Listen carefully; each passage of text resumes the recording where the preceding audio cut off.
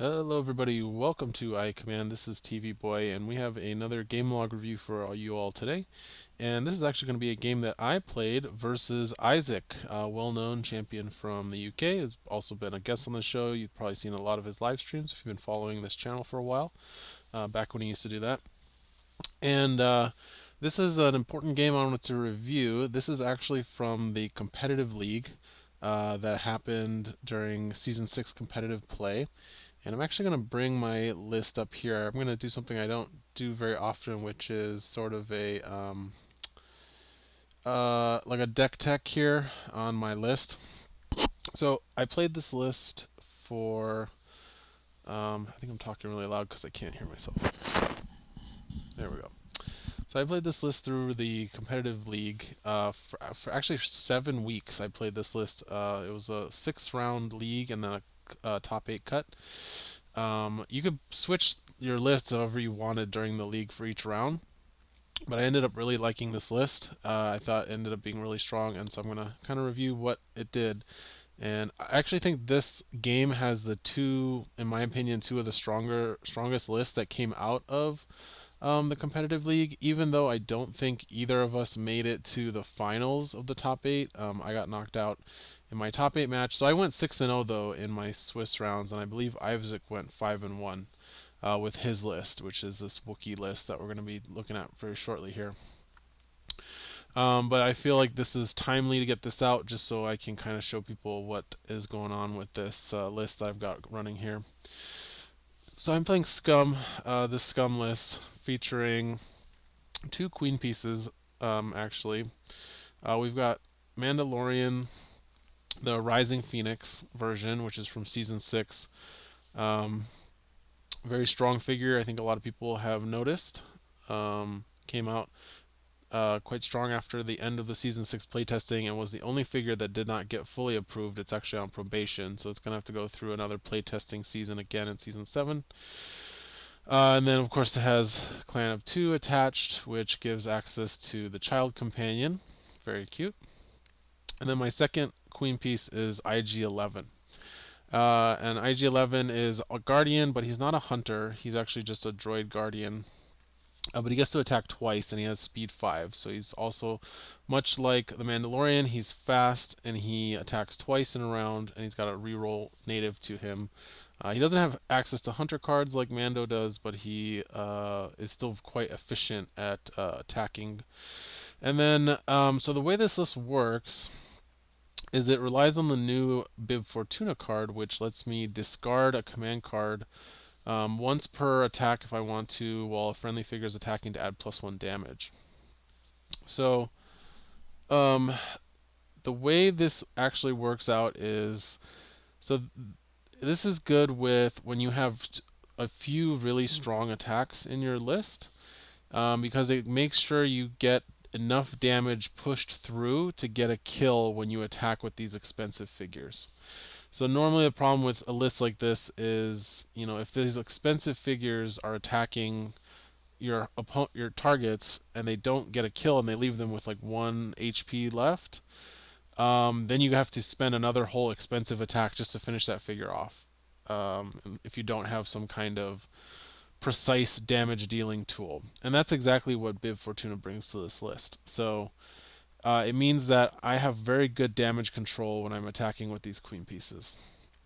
And then, of course, to fuel that ability, I have Jabba the Hutt for his card draw. I can't bring R2-D2, so I am bringing Black Market, which is an old FFG card, very popular in Scum lists that lets you spend VPs to buy cards off the top of the deck at the end of each round. And then I'm also bringing Dr. Afra, with the idea here being that she can help me replay cards that I have to pitch to Bib Fortuna's illicit arms. She can excavate them so I can get their effect even if I've discarded them. So she helps me with card advantage. So I have 3 card advantage engines here, and then to round out the list, we've got a Jawa Scavenger for activation, buffing, and just running objectives or opening doors, things like that. And then Greedo as my kind of third backup attacker, ace in the hole, another hunter that can use hunter cards that I'm bringing for Mando. And then not Jin, Afra is also a decent attacker, especially if you focus her. She doesn't have great surge abilities, but 3 dice attack, possibly 4 with focus, is still usually reliable to deal a couple damage, 2 to 4 damage maybe, if she needs to finish off something that I couldn't kill with IG-11 and Mando. And then finally, I have extra armor, which is really great with the +1 block on IG and on Mando. So I just divvy those 4 tokens up, 2 for each of them, and it helps them stay alive longer, which is important because I need them. The point is to have them live long, kill enough as much as they can, and then retreat to deny points. So looking at the command deck here, we have of course, our 3 hunter cards: tools, assassinate, and heightened reflexes. Then we have take initiative and negation, of course. And then for unique cards, I have guild programming. This card is very strong. It's one of the best things about IG-11, aside from the fact that he's got rapid fire on top of 5 speed and a 3 dice attack. Focus both of those attacks when he attacks with rapid fire for just 1 point. It's a very strong card, and it's something that I think you'll be seeing more information about later, maybe next week.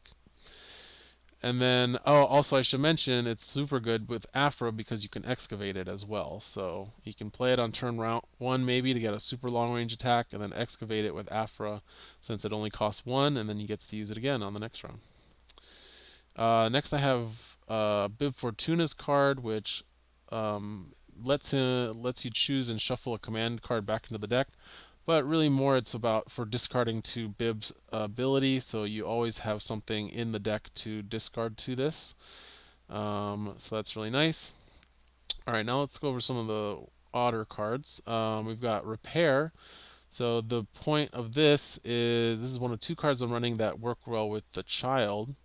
So the companion for Mando follows him around and activates with him, and companions can actually play command cards. So the child is really good because Mando's a vehicle, because he's got that jetpack. He can be repaired by the child. The child can also use this on IG-11 as well. So I thought this would be good in my list. We've got Parry, since both of my queen pieces are guardians, and having that extra evade on demand sometimes can really save you. It can often stop 2 damage with a 0-point card. That's really good.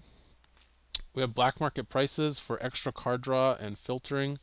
Also to give me an option for something to excavate early in the game, because it's awkward if you have nothing in your discard pile at the start of round 2 to excavate.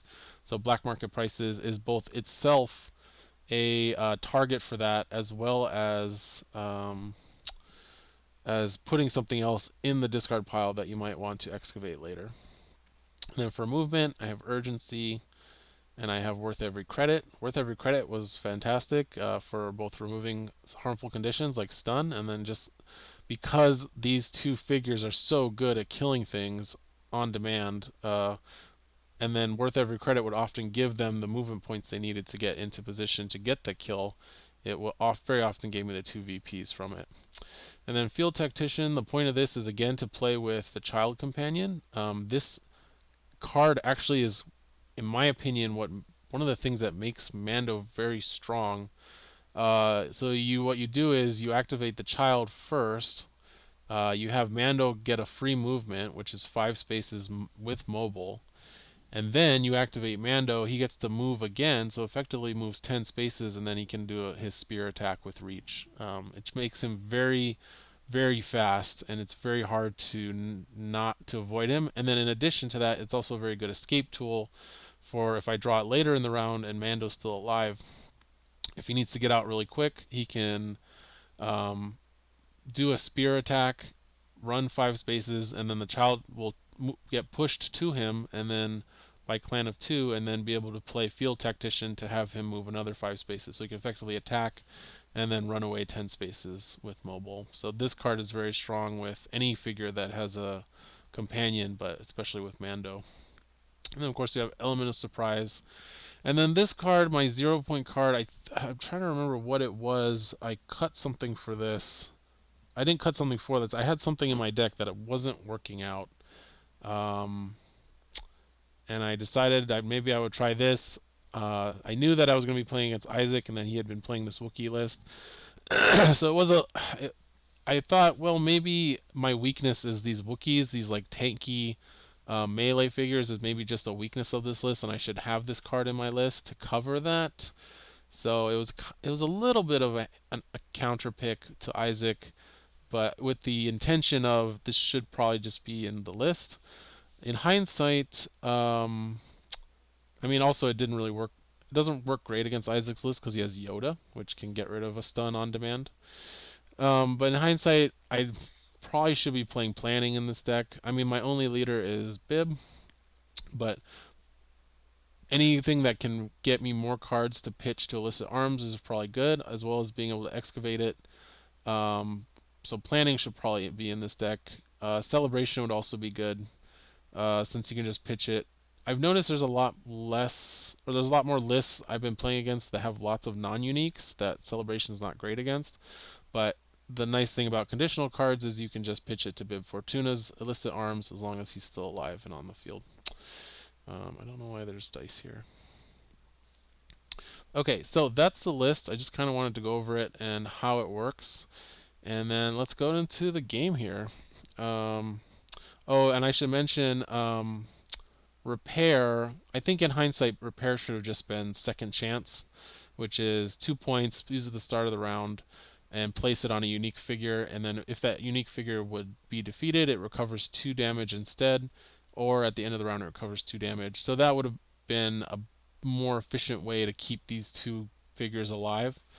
But I just really wanted to play around with these companion combos. So let's get into the gameplay. We'll minimize this window here. And we are playing on new ownership.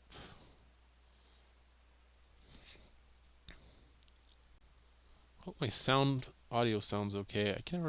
I mean, I tested it like 3 times to make sure, but you can never tell until the video is rendered. So, I don't know what rendered means. Rendered.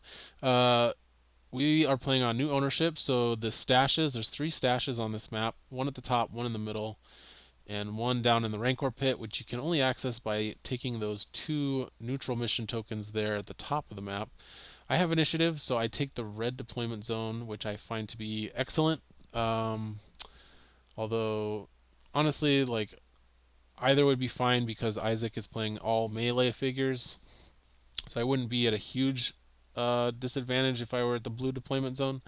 However, I find the blue deployment zone just has really bad cover, whereas the red deployment zone you can push up further and not be exposed to line of sight. So in that sense, denying Isaac the red deployment zone here is pretty important to me.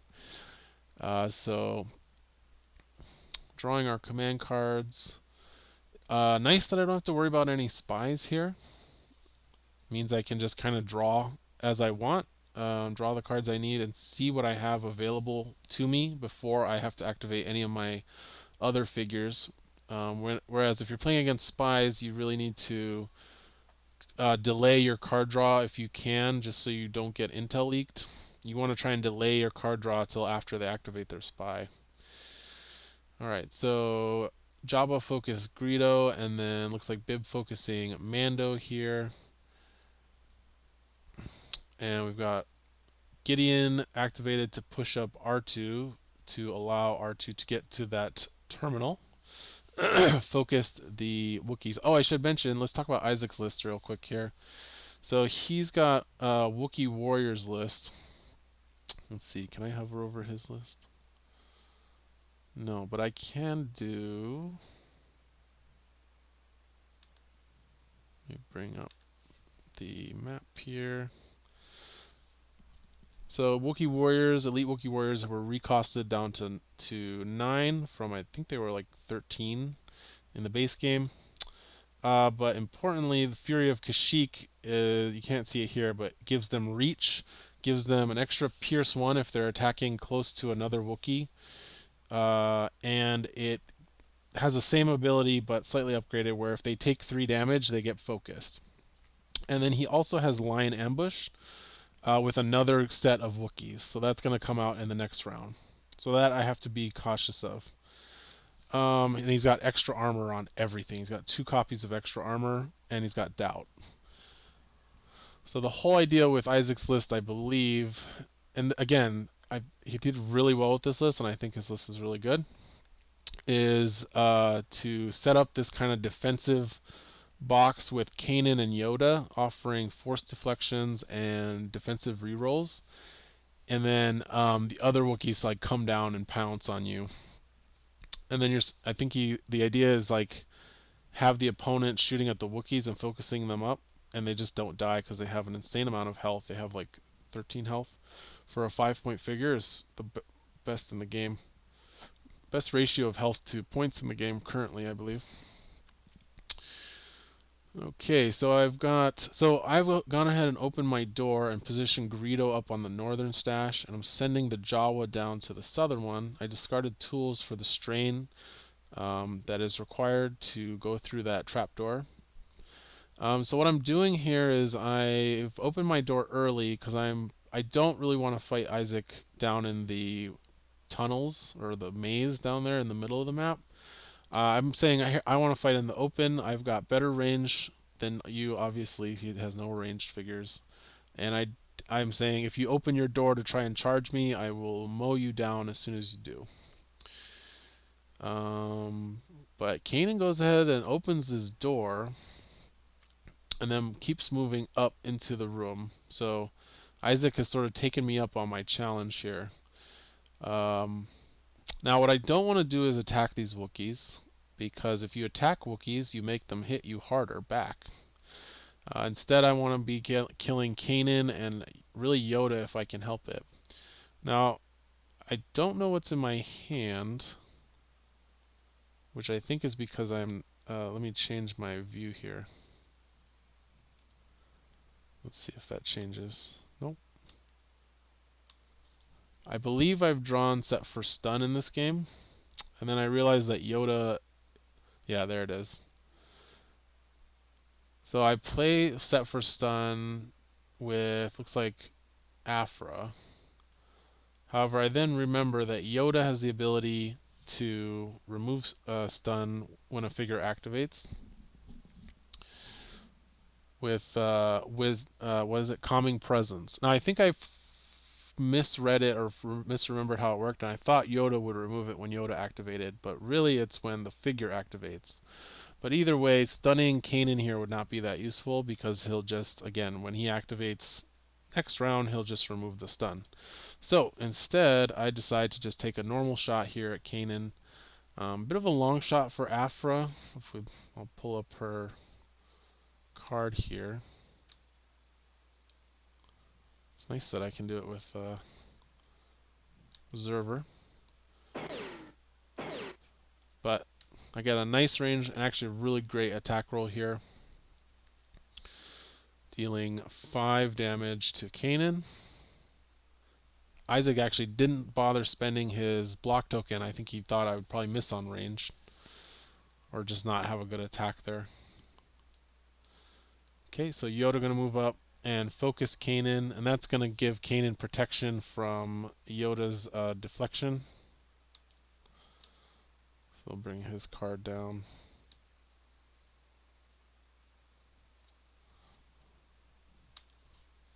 Guess you can't really see it, but there, now you can read Force Deflection. So if I attack Yoda or Kanan, I'll take damage equal to the number of dice I roll, which is really good against my list since I'm so reliant on these queen pieces that are doing focused attacks with like 3 or 4 dice. So I really want to get rid of Yoda here because, again, he's stopping my set for stun from being useful. So I'm just going to go ahead and try and take him out. I actually calculated in my head that based on what I've done before, IG-11 with Bib Fortuna's illicit arms for the +1 damage should actually give me a good shot at killing Yoda in one shot. Now, I think when I did that calc in my head, I was not adding the block token. But luckily, Yoda does not roll well. I re-roll here into a great roll. So that's going to be 6 damage to Yoda. Yoda does reroll with Kanan's Soresu form. That's what it's called. You can see that there. So if he had gotten a dodge, he would have gotten 2 blocks and 1 evade, but that still would have been a lot better than the blank he was rolling. So he's going to force deflection here to deal 3 damage back, but he did take 6, which puts him down to 3 health remaining. So that's definitely going to be a kill without having to use Bib Fortuna. Going to re-roll.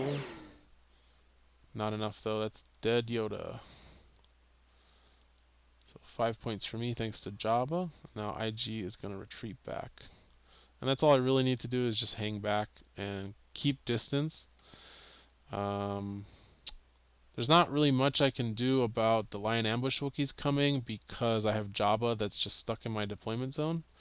So there's not a huge reason for me to like try and ditch my deployment zone with all my figures, which you often see against Lion Ambush strategies as a counter.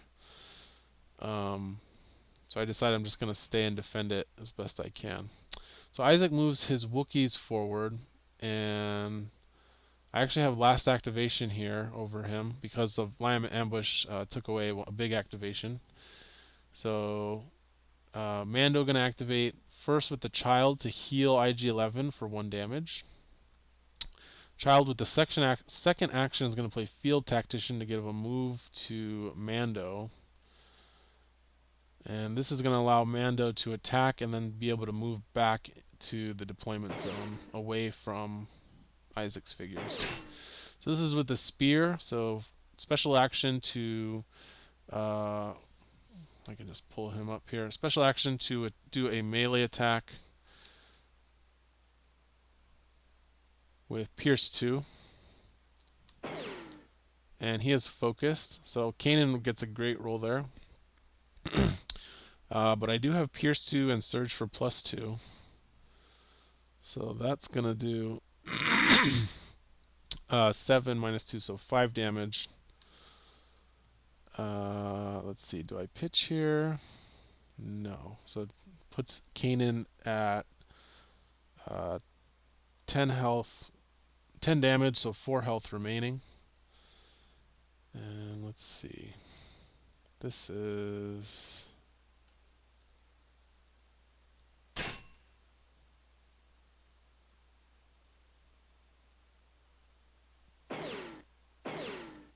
Oh, this is... No, it's the second attack from Beskar's Spear. That I think should kill Kanan.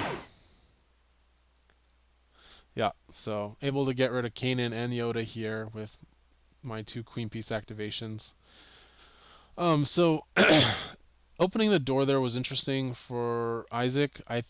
I actually talked to him about it after the game, and I told him I thought it was a mistake for him to do that, because again I have all the ranged attacks in this game, and so he would have to forge through against that when maybe he could have come up through the blocking terrain in the middle.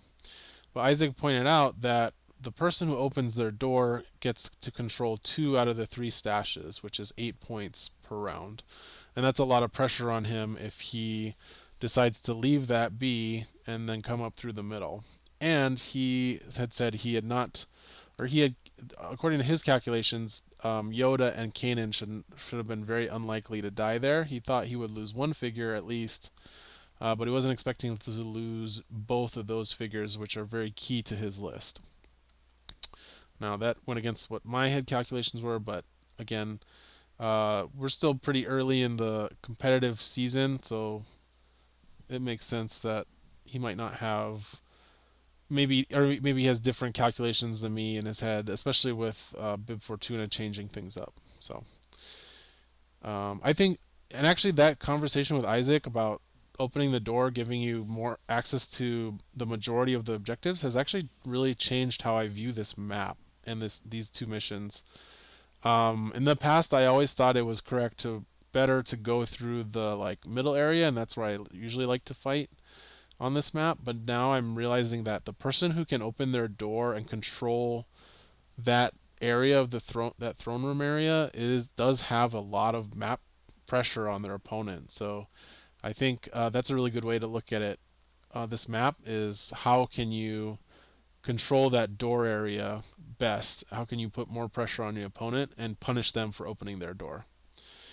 All right, so that is the end of round one. I'm going to try and scooch the map over a little more here. So I am at. So we're contesting the north stash, and then we're each controlling one stash. So I have the one at the bottom. Isaac's got the one in the middle. However, I have also gotten 2 points from Jabba's nefarious gains, and then of course 11 points from Yoda and Kanan. So I'm in the lead here. But this game is certainly not over. So negation being played. Oh no, negation gets revealed by black market off the top of my deck, end of round, and I pay 1 point to draw it. I've got field tactician in the graveyard for excavation for this round. So first going to try to take initiative and exhausting my Jawa, who's of course sitting on the stash, and I get it. So this is really good. Although hard to say because I don't think any of my figures unfocused can actually one-shot a Wookiee, strangely enough. So yeah, but this does allow Bib to come down and play set for stun, and now that Yoda's out of the picture, I don't have to worry about Calming Presence being used to negate the stun from this. And then he's going to step back to the terminal. Not sure why I put him there. Oh, I think I put him there to keep him further away from the Wookiees when they come down with Lion Ambush. Though they have reach, so. Okay, so Isaac drawing with R2-D2. Now that Wookiee is stuck in place, I activate Jabba to also draw and focus up Mando. And I think I miscounted. No, I think I knew that the Wookiees were coming down this turn. That's why I activated Jabba here, because I knew that they were going to come down after my second activation. And so I wanted to make sure I got my value out of Jabba before they came down and just murdered him, because I figured they would go for Jabba if they could, if he had not activated yet. But they do go for IG here, which does make sense.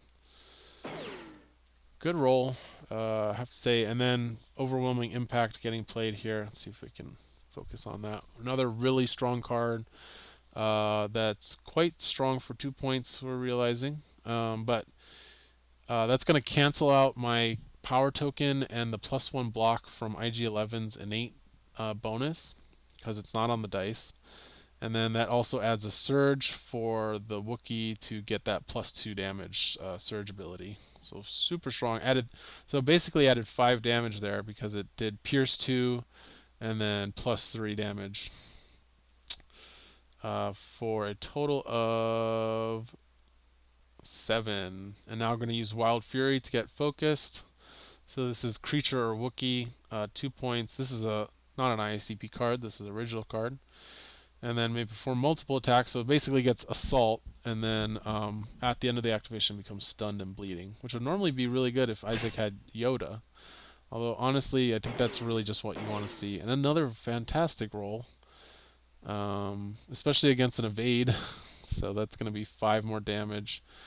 Actually piercing as well because of Fury of Kashyyyk with the other Wookiee standing there. It gives the attacking Wookiee Pierce 1 if there's another friendly Wookiee within 2 spaces of the target. So elite Wookiees are really good. I think I underestimated them for a long time, and I think so did other people, but Fury of Kashyyyk definitely put them into the top tier, I think. So yeah, Isaac gets the kill there. But IG-11 does have his exploding ability. What is it called? Self-destruct mechanism. Similar to the TV show. Well, I guess that's a spoiler. But when he dies, he gets to move 3 spaces and roll a red die, and he does that much damage to each adjacent figure, and then he becomes defeated. So I'm going to move up and do that to these Wookiees. Nice 3 damage there on his way out. Fortunately, that is going to trigger Fury of Kashyyyk, but for the one that's attacking, Because of the way focus is worded, focus says after you resolve an attack, discard this condition. So because that damage was dealt while that Wookiee was still attacking, that focus is going to get discarded regardless. And I think we discussed that later here. Yeah, so I'd tell Isaac, hey, your focus should be gone actually, even though you get focus from Fury of Kashyyyk. And now the second Wookiee activating, this is again Lion Ambush, brought these Wookiees to my deployment zone. Second Wookiee is focused from the Destruction Protocol, now attacking Mando. Gonna spend a power token, the block power token. And good roll again. Pretty close to max roll. That's gonna be 5 for Surge for +2, so with the Pierce, it's gonna be 4 damage, I believe.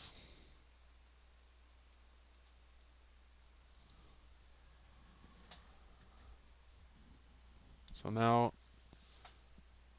time to, let's see, who do I activate here? Okay, so I'm going to activate Mando. And I'm going to see if I can try and one-shot this Wookiee before it activates.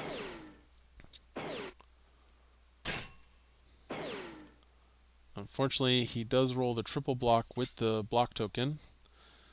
I guess I don't reroll here.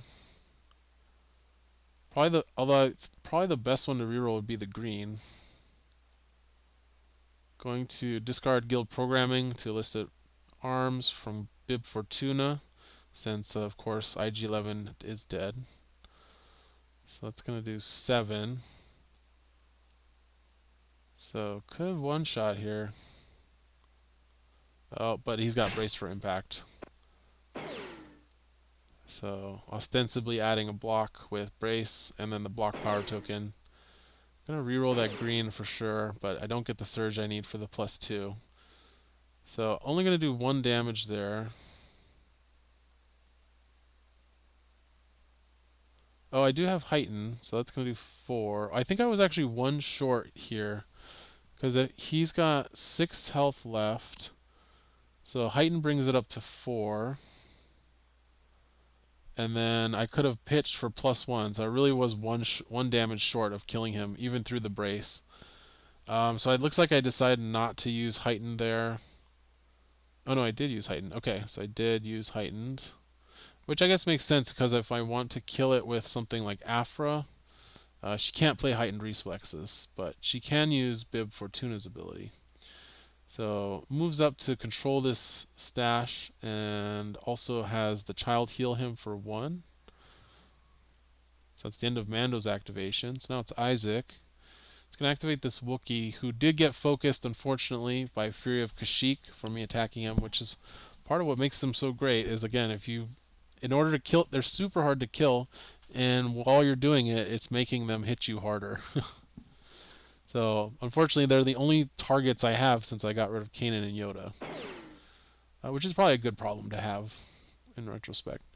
And since he's damaged, he's also benefiting from that ability, Fury, which is if he has 5 or more damage, they apply +1 surge, which is actually pretty good with them since they were updated with. I think they were just recosted, but surge for cleave 2 is really good. I've seen Isaac get a lot of kills on 2 health figures with that cleave 2 without having to deal with defense dice. Alright, so now Mando gets to use protective fire here because the child is on his space, so it's basically return fire. As long as, if somebody attacks a space that the child is sharing with, or a figure that the child is sharing a space with, then Mando once per turn can attack that figure. So we're going to get the return fire. And it does get the kill, but unfortunately it triggers Dying Lunge. The nice thing, though, is that he can't use Fury of Kashyyyk here since he was at 2 health, so he couldn't take 3 damage. But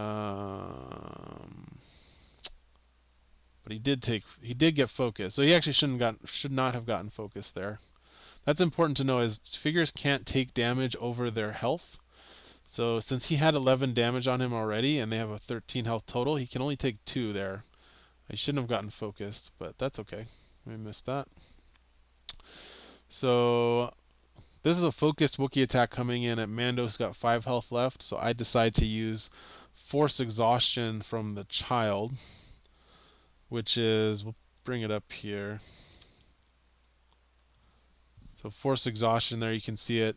Will basically weaken the Wookiee, and then the Wookiee will have to choose a dice to get rid of from its attack. So since it's rolling red, green, green, it'll most likely get rid of the green dice here. So really, and then that incapacitates the child, which means it really can't be used for anything anymore. It just kind of sits there as a figure, like a dead, almost like a dead figure that gets pushed around but can't be affected by anything. But it removes access to Force Heal. So not going to get the kill, thankfully, and Mando lives to fight another day. But that was the end of Mando's activation. So now it's back to Iacp, who just has Gideon and the stun. Oh no, he activated the stunned Wookiee, but he forgot to take the stun off, I think, which I think we fixed later. All right, so we've got Greedo here, going to play black market prices since he is a smuggler. So he gets to draw 2 cards and then discards Dewana Wanga, and then I shuffle that back into the deck. That's Bib Fortuna's unique command card. And now going to be able to attack. Oh no, I'm sorry. This must be Afra doing this. So that was Afra playing black market prices. Going to attack this Wookiee. And does focus it, unfortunately. But I do need to keep attacking these things to get them off the table, because otherwise they'll kill me. And then let's see. Oh, we're using illicit arms here, discarding urgency. So it makes sense to discard urgency here because I'm pretty much set on where I need to be, and his Wookiees have to come to me, so I don't really need urgency. The movement points from that. So that was Dr. Afra's activation. So she did black market prices, and then she attacked that Wookiee for 5 damage, actually, which is pretty good. Thanks to Bib Fortuna. Okay, now so that Wookiee removed the stun, which it should have earlier in the round. And then Greedo finally gets to activate. Oh no, sorry, Gideon's going to activate here. Going to double move to contest the stash. And Greedo's going to shoot him, but Gideon gets to shoot first because it's slow on the draw. Which I kind of forgot about. I wonder, there was probably a place I could have stood to not get shot by Gideon. But not without giving up my position there on the stash. So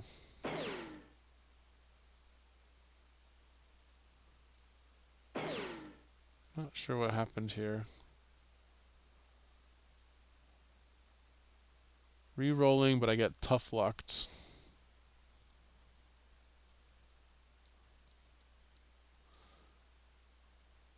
So only manages to deal 2 damage to Gideon there. And then so Greedo plays Field Tactician from Excavate to have Mando move to safety here. So that was my good play. And the reason I don't move him into the Rancor pit is because he's not really that safe in there. He also has to take a strain. And then by moving him here to the north and the west side of the map, he can pop out and take pot shots still for me and possibly be contributing to the fight, rather than just fully taking him out of the fight and waiting for a Wookiee to jump in there and gank him. So that was the end of round 2, up 26-13 here. Still have 3 Wookiees I have to deal with. And I'm down IG, but and Mando's very, very damaged. So it's really Afra and Greedo against these 3 Wookiees, which is going to be tough for them. So Iacp could still catch up here. So we've got Repair off the top for Black Market. I think I sell it. Yeah, I decided to sell it.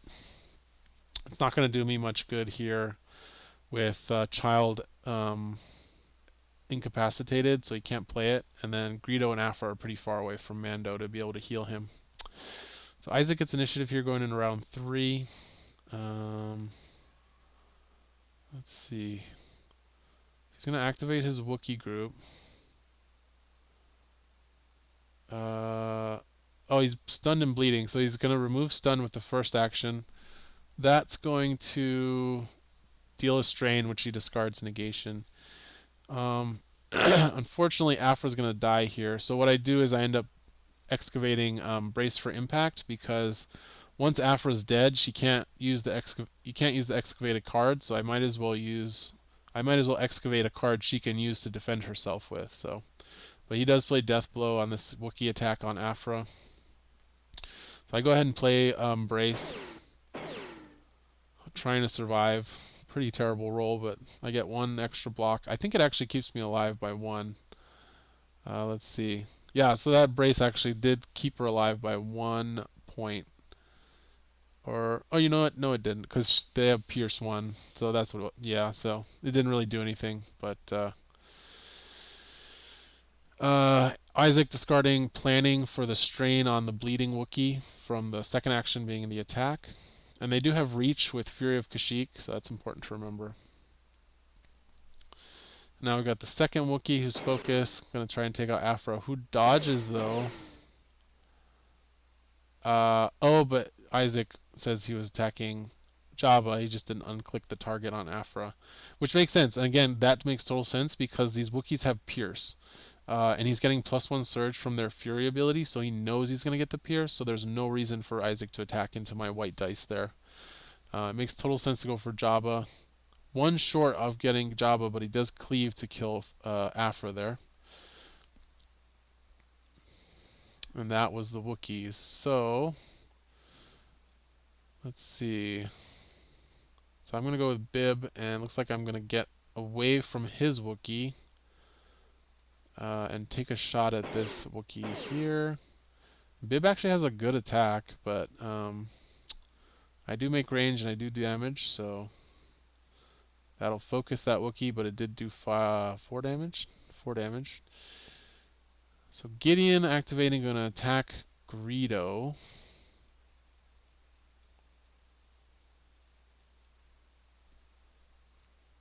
I believe. Oh no, he's not going to attack her. He's going to move and then have that Wookiee move 2 spaces, it looks like. So he has Gideon moves out to the right and then commands the Wookiee on the center stash to move 2 spaces to the left. So I have to activate with Jabba here, I feel like. Oh no, gonna activate with Mando. Ooh, gonna play Worth Every Credit. Oh, okay, so this is probably where I jump. Yeah, this is where I jump into the Rancor pit afterwards. So Mando gonna play Worth Every Credit. Beskar Spear, so it has Pierce 2. So that's gonna be 5 Pierce 2. That's 4 damage. Oh, that's it. And then gonna discard Parry. Oh, Isaac's playing Parry, excuse me. So Isaac plays Parry here, so that's gonna stop all but 1 damage from going through. But I have negation for that, so I get 7 more points, going up to 36. And then with my second attack, my regular, so that was Beskar Spear. That killed the first Wookiee for 5 damage, because it had 8 damage on it, so it did 5 damage. And now we're attacking the other Wookiee at range 6. So the other Wookiee rolls and evades. So that makes this interesting, because Mando has a surge for Pierce 1 and +2 accuracy. And currently I'm one accuracy short. But if I reroll the blue and don't get a surge, I will still be short unless I get range 5 on it. But I think the only way I can get this shot to make range is by rerolling the blue here. And that's exactly what I do. And I get 1 more range, and I get the I keep the surge I needed to get the accuracy. So, and I think I actually have a kill here. Oh no, I think I'm 1 short, because he's got 6 health left. I've got 4 damage. Pierce 1 is doing nothing on the surge for +2 accuracy. And then Bib can only add +1 damage, unless I have a Hunter card here.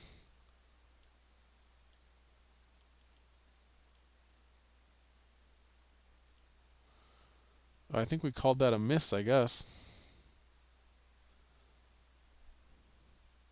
And there we go. So that's the end of the game. That put me up to 42. I think we said that basically once I killed Gideon or got the stashes, or if that was a kill on the Wookiee. So hope you guys got to see kind of these two really strong lists in action. Keep in mind we do have a rebalancing update coming on January 31st, so look forward to that. There's going to be a few cards getting tweaked for that, including older cards, not just Season 6. And yeah, I hope you guys enjoyed watching this match. It was a really interesting match. I thought this was actually the toughest match I had. This was again round 5, and I went 6-0 in the Swiss in the league with this list. And Isaac definitely gave me a tough match here with these Wookiees, but in the end, this double queen piece list is pretty strong. All right, thanks for watching, and we'll see you later.